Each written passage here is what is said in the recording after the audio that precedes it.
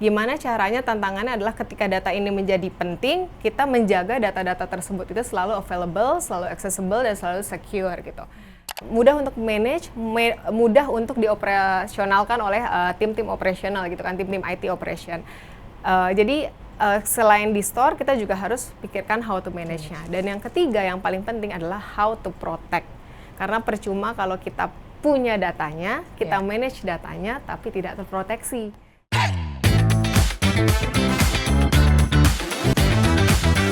Halo Sobat Metrodata, berjumpa lagi bersama saya Sherlina di Metrodata Podcast.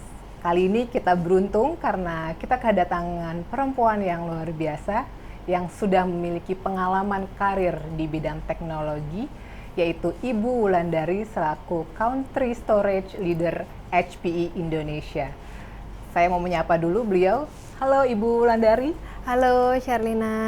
Ya, apa kabar Ibu? Baik, gimana kabarnya? Baik Sherlina. juga. Semua Sobat Metrodata, saya harap juga dalam keadaan baik-baik saja ya. Tentunya. Gitu. Oke, Ibu Wulandari, atau saya pengen menyebutkan nama yang sering dipanggil Ibu Wulan ya. Betul. Boleh begitu? Iya. Pertama-tama terima kasih Ibu Wulan sudah mau hadir di Studio 38 Metrodata untuk mengisi atau berbagi informasi ya mengenai solusi storage dan data service, khususnya HPE Indonesia. Tapi sebelum kita membahas itu Ibu, saya sudah baca beberapa ceritanya, sosok cari tahu perjalanan Ibu di bidang teknologi sudah berbelasan tahun.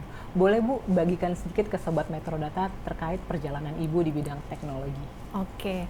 Saya yang justru terima kasih juga untuk teman-teman Metrodata udah mengundang saya ke sini. Jadi kalau cerita mengenai karir saya di bidang IT, saya start di IT itu pada tahun 2011. Jadi saat itu saya join satu company, hardware company. Saya join IBM saat itu sebagai di tempatnya produk spesialis, itu tepatnya memegang server. Di sana saya sekitar 7 tahun, more or less 7-8 tahun lah ya. Dari 2011 sampai 2018, dan di sana dipercaya memegang beberapa role, jadi cukup sering ganti-ganti role. Dari yang awalnya megang server, lalu megang storage, lalu setelah itu juga saya dipercaya menjadi product manager untuk storage, lalu pindah lagi jadi product manager server, dan terakhir sebelum saya pindah itu, resign, posisi terakhir saya itu megang satu produk di IBM, namanya itu adalah IBM Power Linux. Nah itu saya sampai 2018 akhir. Jadi 2019 itu lalu saya pindah ke HPE yang tempat saya sekarang ya, sebagai storage spesialis awalnya pada tahun 2019 itu. Yang kemudian saya di-promoted pada tahun 2023, sekitar ya 2 tahun yang lalu, jadi Country Storage Leader HPE Indonesia. Jadi kalau misalnya dilihat memang nih perjalanannya kayaknya lebih ke hardware ya. Jadi benar-benar dari terjun IT pertama kali sampai sekarang, majority-nya itu mainnya memang di hardware. Dan kalau misalnya tadi disebut sebagai perempuan gitu ya, memang kalau saya lihat sendiri juga cukup nggak banyak yang berada di sana. Cuma kalau kita ngomongin di sini kan kita sebagai carrier kan pastinya yang dilihat adalah kemampuan atau kapabilitas, apapun gendernya ataupun kita sebut sebagai gender equality. Jadi selama kita yakin kita mampu, harusnya tetap bisa menjalankan role apapun itu gitu, seperti itu sih. Wah, menarik banget ya perjalanan Ibu. Terima kasih sudah berbagi di Metrodata Podcast. Tentunya mewakili perempuan turut bangga juga atas pencapaian Ibu. Bu, kita langsung masuk ke topik utama nih mengenai data dan storage. Bagaimana nih Ibu melihat evolusi atau perubahan atau perkembangan dari data dan storage, khususnya di global maupun di Indonesia? Oke, kalau misalnya saya lihat ya perkembangan data atau perkembangan kita sebut industri IT lah ya, infrastruktur atau industri data center itu berkembangnya sangat pesat.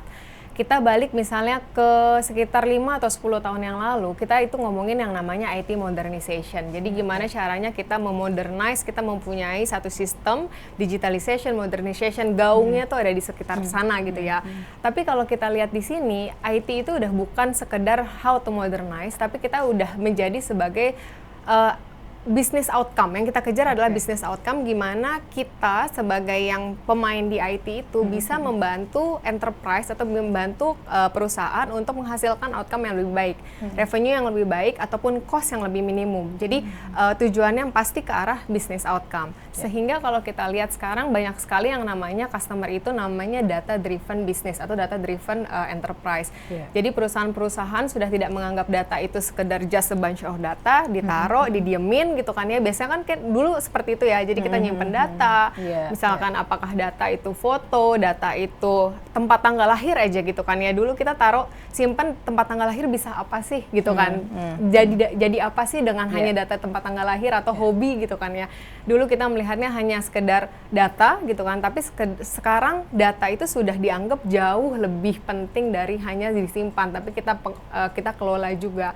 Nah, tantangannya di mana? Tantangannya ketika data itu menjadi sesuatu yang lebih penting, pastinya kita sebagai customer atau sebagai perusahaan gitu ya, ingin bagaimana caranya data ini bisa selalu available atau bisa dapat selalu diakses. Karena kita tahu bahwa data itu selain ada permasalahan atau isu yang bisa terjadi dari sisi paling kecil, misalnya datanya nggak sengaja kehapus, human error ya namanya, itu bisa jadi. Atau misalnya scope yang lebih besarnya ada disaster gitu kan ya. Atau mungkin yang lebih besarnya lagi adalah serangan malware atau serangan cyber security gitu kan. Jadi gimana caranya, tantangannya adalah ketika data ini menjadi penting, kita menjaga data-data tersebut itu selalu available, selalu accessible, dan selalu secure gitu. Di sisi HPE sendiri sebenarnya kita punya beberapa fokus dalam bagaimana kita mengelola data tersebut gitu ya. Kita ada 3 fokus. Yang pertama itu adalah store. Kita ada 3 store, manage, dan protect. Jadi yang pertama itu adalah store. Store itu apa sih maksudnya? Store itu bagaimana dan di mana kita menyimpan data itu, data tersebut gitu ya. Kita sekarang berada di area yang kita bisa menyimpan data itu di cloud, ataukah di on-prem, ataukah hybrid gitu ya. Itu menjadi sebuah pilihan. Mau disimpan di data center, atau ke data center sendiri, ataupun data center milik penyedia provider cloud. Nah, selain di mananya, terus kita juga harus berpikir bagaimana dalam artian, apakah kita simpan itu dalam medianya penyimpanannya itu SSD kah? Atau misalnya kita berbicara mengenai media penyimpanan NVMe kah? Itu juga kita harus pikirkan gitu kan ya. Jadi how we store, where we store itu menjadi satu hal penting yang kita harus pertimbangkan. Lalu yang kedua adalah manage. Jadi setelah data itu di store, lalu kita manage. Manajemennya itu menjadi satu kompleksiti tersendiri. Kenapa? Seperti yang saya sebutkan, datanya ada di mana-mana nih, ada di cloud, ada di on-prem, terus ada di berbagai tipe macam media. Bagaimana kita membuat itu semua menjadi mudah untuk di-manage. Mudah untuk manage, mudah untuk dioperasionalkan oleh tim-tim operasional gitu kan, tim-tim IT operation. Jadi selain di store, kita juga harus pikirkan how to manage-nya. Dan yang ketiga, yang paling penting adalah how to protect. Karena percuma kalau kita punya datanya, kita manage datanya, tapi tidak terproteksi.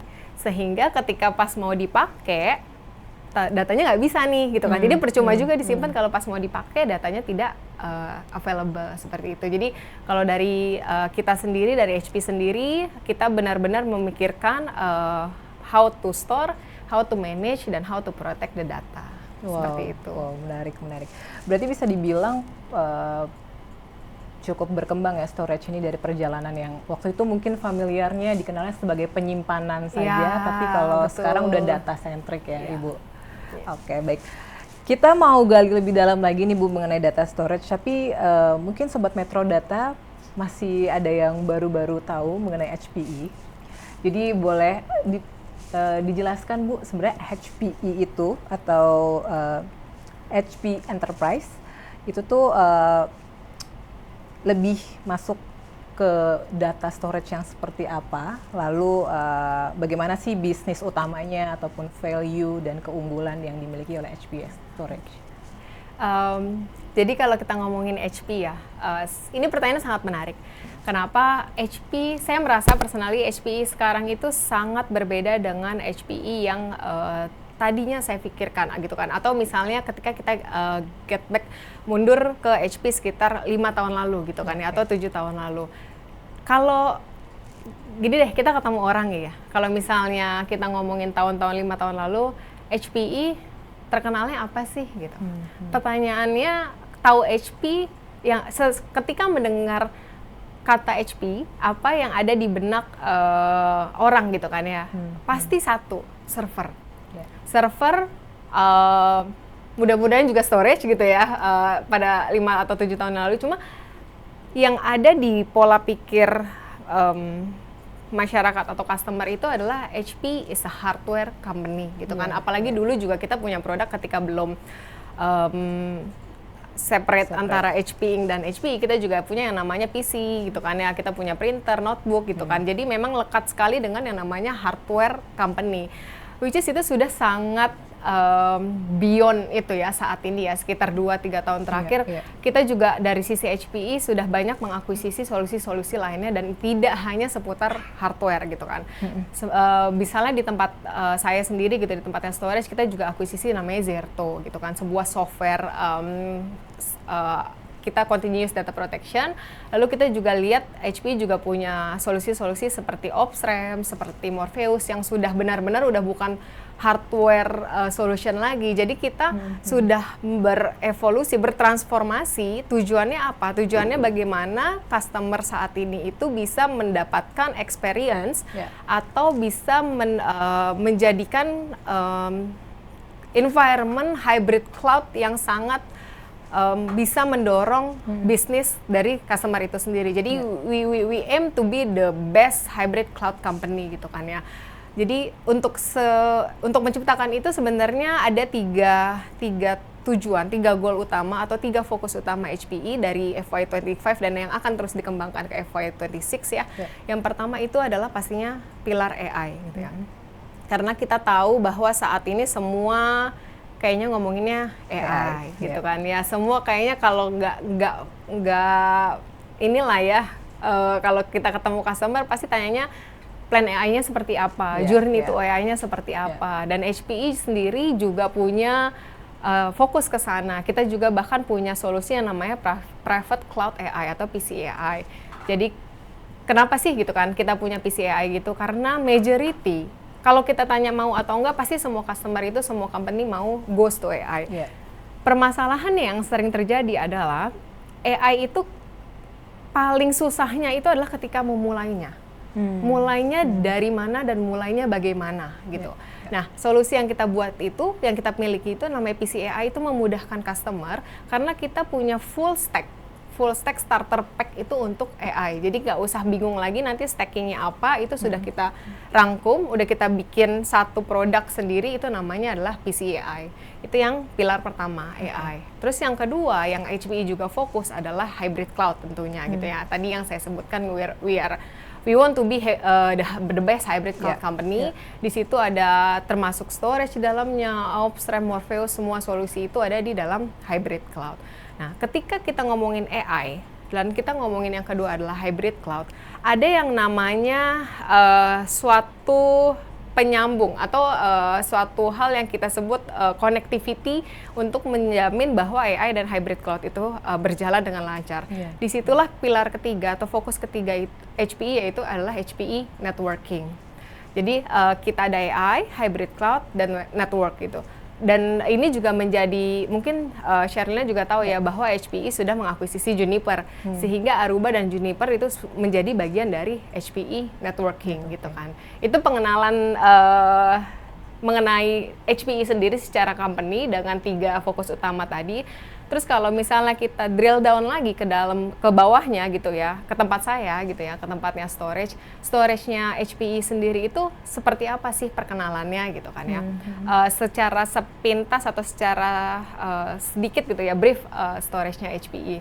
Jadi kalau kita ngomongin storage HPE, yang paling terkenal itu dulu sebenarnya namanya adalah Tripar. Tripar itu kayak apa ya, HPE storage itu sama dengan Tripar.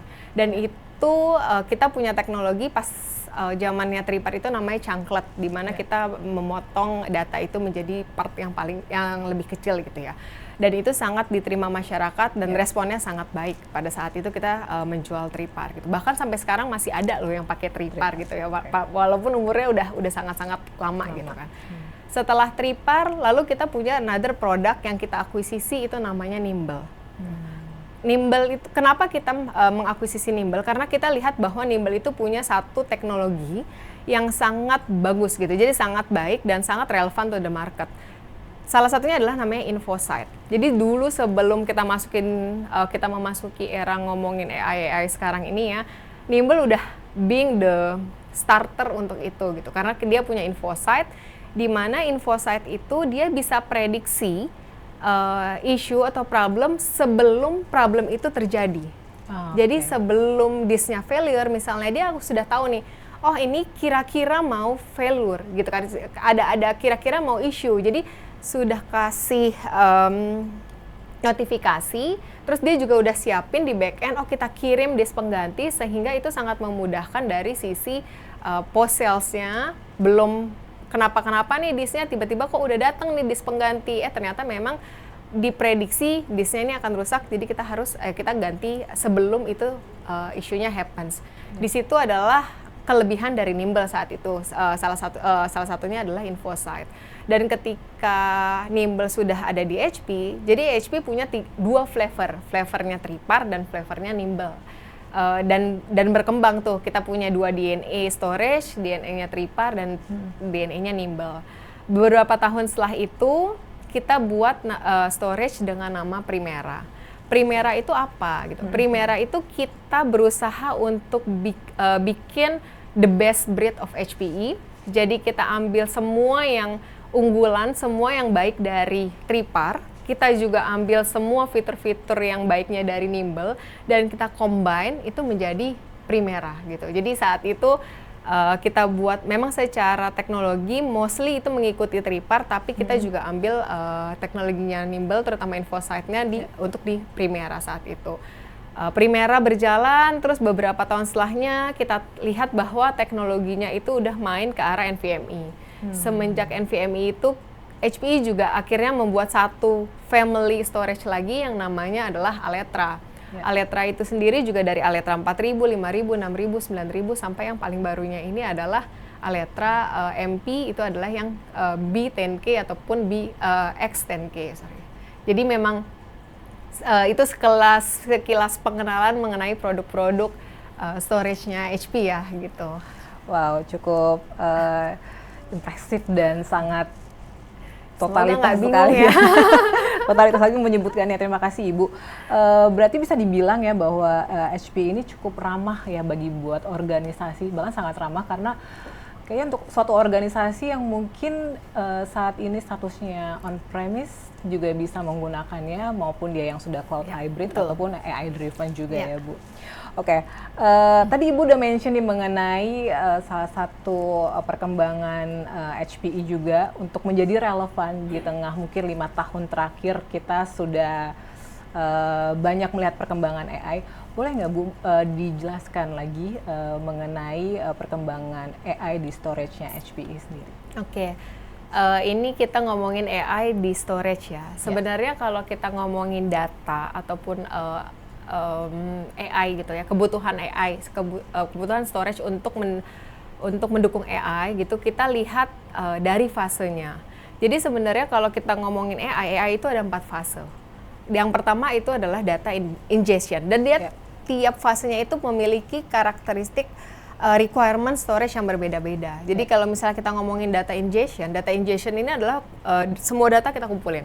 Mau itu datanya penting, datanya nggak penting, datanya diperlukan atau tidak diperlukan, itu semua kita kumpulin di data ingestion. Data ingestion ini biasanya kriteria storage yang diperlukan tuh seperti apa? Pastinya adalah kapasitasnya yang sangat besar. Yang diperlukan saat data ingestion itu adalah kapasitas yang besar. Performance-nya bagaimana? Performance dari sisi controllernya storage gitu, kalau kita ngomongin performance ya.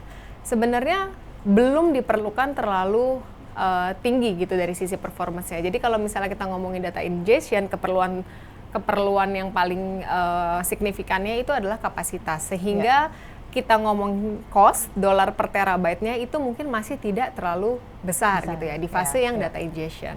Masuk ke fase berikutnya itu adalah namanya data preparation. Gimana di data preparation ini baru nih kita saring datanya, mana yang diperlukan, mana yang enggak, lalu kita lihat misalnya ada data berulang gitu kan ya, misalnya data yang sudah terduplikasi kita bersihin semua, itu kita masuk ke data preparation. Ketika data preparation kapasitas pasti berkurang. Karena dari sisi datanya banyak yang terpangkas lah ya, yang tidak diperlukan gitu kan ya. Dari sisi performance-nya, storage-nya seperti apa, udah mulai perlu performance tapi belum begitu besar gitu. Lalu masuk ke fase berikutnya yaitu adalah modeling. Nah, ketika modeling ini yang paling diperlukan adalah performance-nya. Jadi mungkin kapasitasnya tidak terlalu besar karena sudah dilakukan prep, tapi yang namanya modeling itu ketika kita buat model itu sangat baik dari kemampuan write-nya, menulisnya, ataupun kemampuan read-nya, membacanya, itu kita benar-benar perlu performance yang tinggi. Sehingga untuk mendapatkan performance yang tinggi ini biasanya tipe disknya juga udah kita kasih yang NVMe seperti itu ya. Jadi yang untuk mendukung performance yang diperlukan.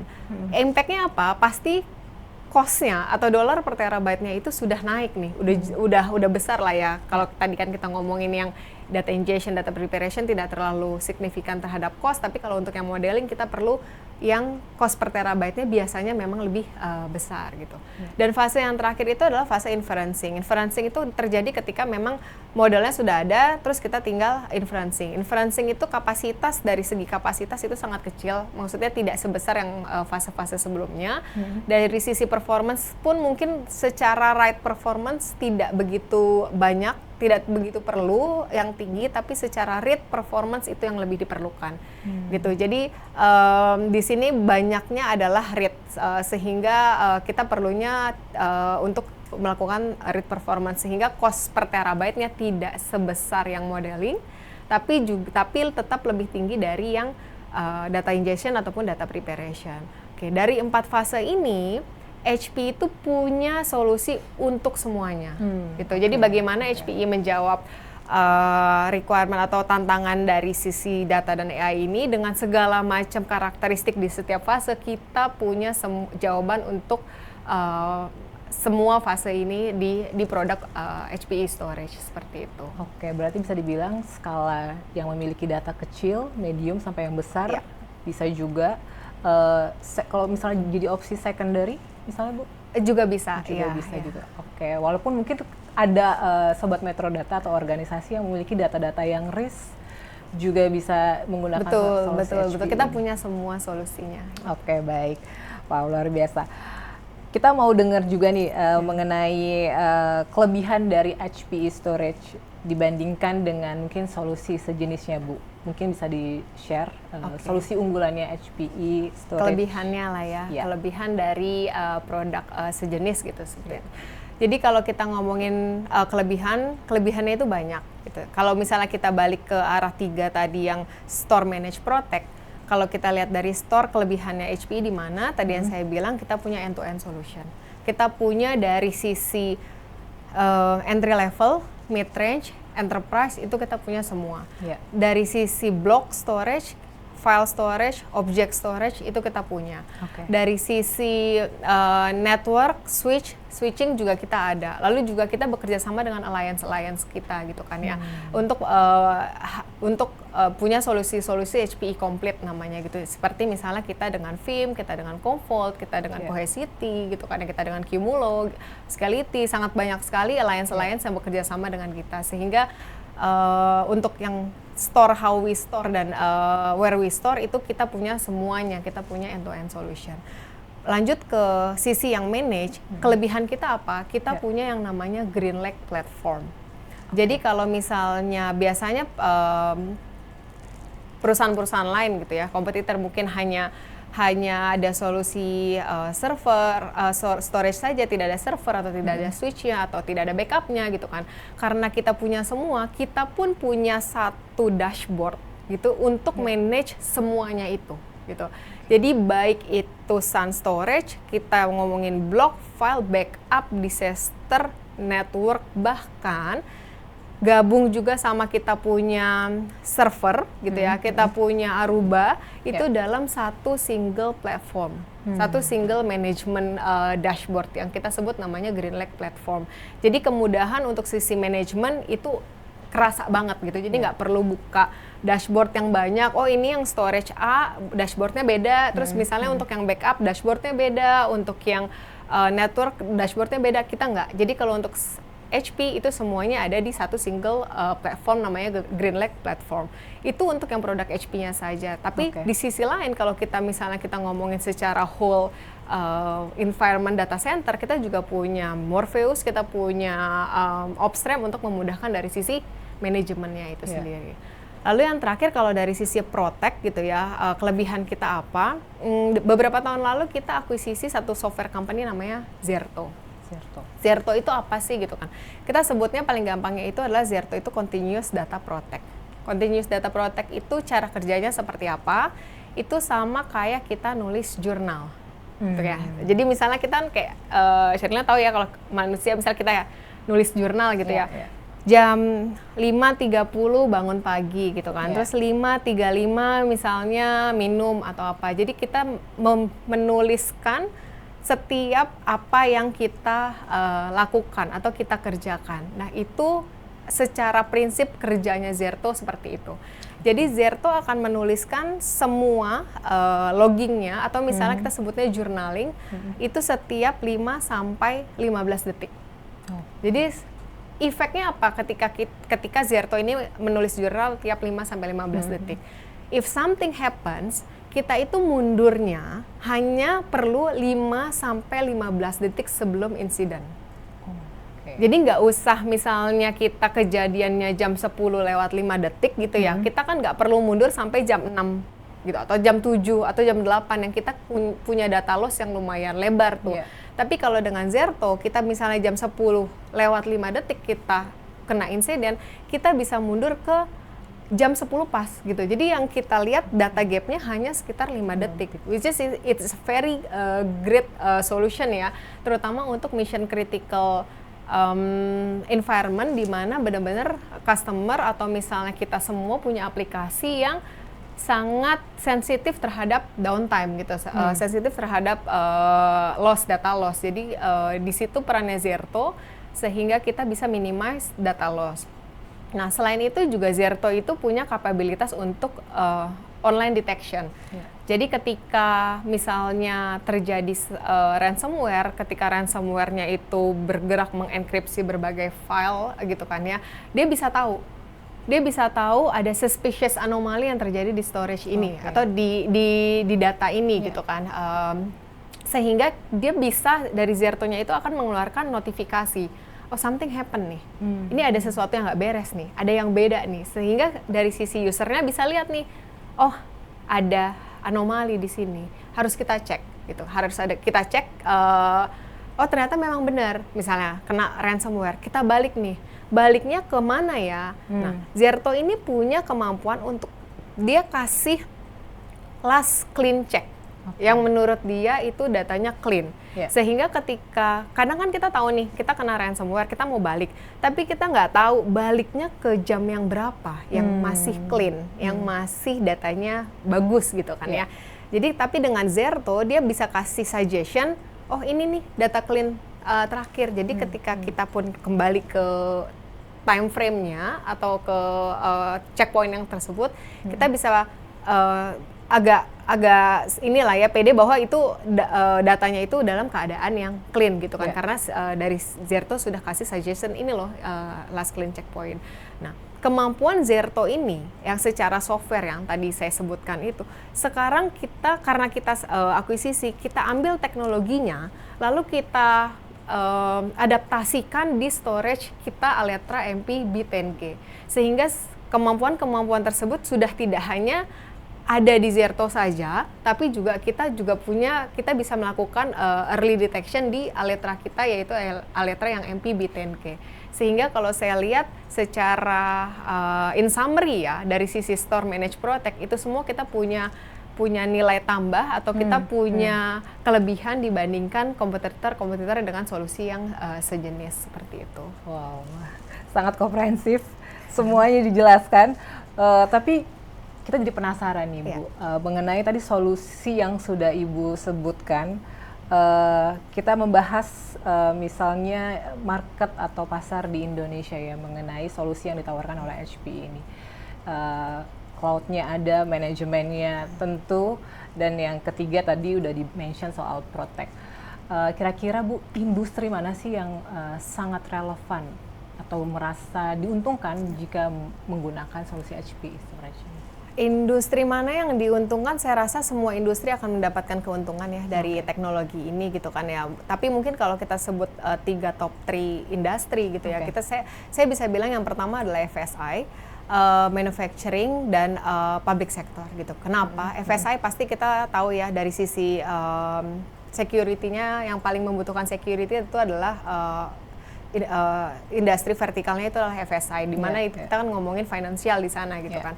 Lalu juga nggak lupa dari sisi manufacturing. Manufacturing ini misalnya kita dari sisi AI-nya, dari sisi robotic system, automation, semua dibutuhkan oleh manufacturing. Dan yang ketiga adalah pelayanan publik atau misalnya public sector, karena public sector ini adalah industri-industri yang berhubungan dengan data yang sangat besar, semua data kependudukan ataupun misalnya bukan hanya data kependudukan, misalnya data video, rekaman atau apapun yang ada di CCTV atau manapun itu kan ada disimpan di dalam storage gitu ya. Jadi saya rasa itu 3 industri vertikal yang sangat terbantu atau misalnya bisa merasakan perkembangan teknologi tersebut. Intinya sih sebenarnya dari HPE kita ingin merubah mindset IT itu bukan cost center, tapi kita sebagai strategic enabler. Jadi di mana bisa membantu perusahaan untuk mendapatkan revenue yang lebih baik atau business outcome yang lebih baik gitu. Wow. Manfaat dari HPE Storage Indonesia cukup signifikan ya. Jadi buat Sobat Metro Data yang mungkin saat ini sedang membutuhkan solusi yang serupa, bisa mencari tahu ke Metro Data khususnya melalui MII mengenai solusi dari HPE Indonesia. Bu, kita lanjut ke pertanyaan berikutnya. Kita lagi mau ngebahas mengenai kemitraan dan partner antara HPE Indonesia dengan Metro Data melalui MII. Jadi bagaimana Bu melihat perkembangan kemitraan strategis antara HPE Indonesia dengan Metro Data melalui MII? Jadi sebenarnya kalau saya lihat HPE bisa sampai di titik sekarang ini pastinya banyak peran-peran dari bisnis partner. Kita nggak bisa mencapai titik ini dengan sendirian lah ya. Jadi tentunya saya juga mengucapkan terima kasih kepada Metro Data gitu kan sebagai partnernya HPE, dan juga yang kita lihat di sini adalah dengan keberadaan Metro Data di sini kita bisa menjahit semua solusi dan memberikan ke customer sebagai end-to-end solution. Tidak hanya dari sisi produk sebagai prinsipal, tapi kan tentunya sebagai customer juga perlu support, juga perlu delivery, juga perlu banyak hal ataupun misalnya solusi-solusi lain on top of yang HPE punya gitu. Jadi kerjasama antara HPE dan Metro Data ini menurut saya sangat baik ya, dan beberapa tahun terakhir juga terbukti bahwa kita kan punya wording lah ya. Kalau di semua prinsipal pastinya ada wording. Yang terakhir itu adalah beberapa minggu kemarin itu MII dapat Hybrid Cloud Partner of the Year gitu. Congrats ya. Thank gitu. you. Jadi memang kelihatan bahwa bagaimana MII sangat mendukung kesuksesan dari HPE itu gitu, dan saya sangat berharap kolaborasi ataupun partnership yang sudah dibangun selama ini bisa terus berlanjut dan bahkan kita grow together dan sukses together gitu. Terima kasih banyak atas kepercayaannya Bu. Semoga kemitraan kita terus makin solid ya Bu. Sebentar lagi kita sudah mau mengakhiri tahun 2025. Kayaknya hampir semua perusahaan atau organisasi sudah mulai merancang ya plan di tahun ke depan.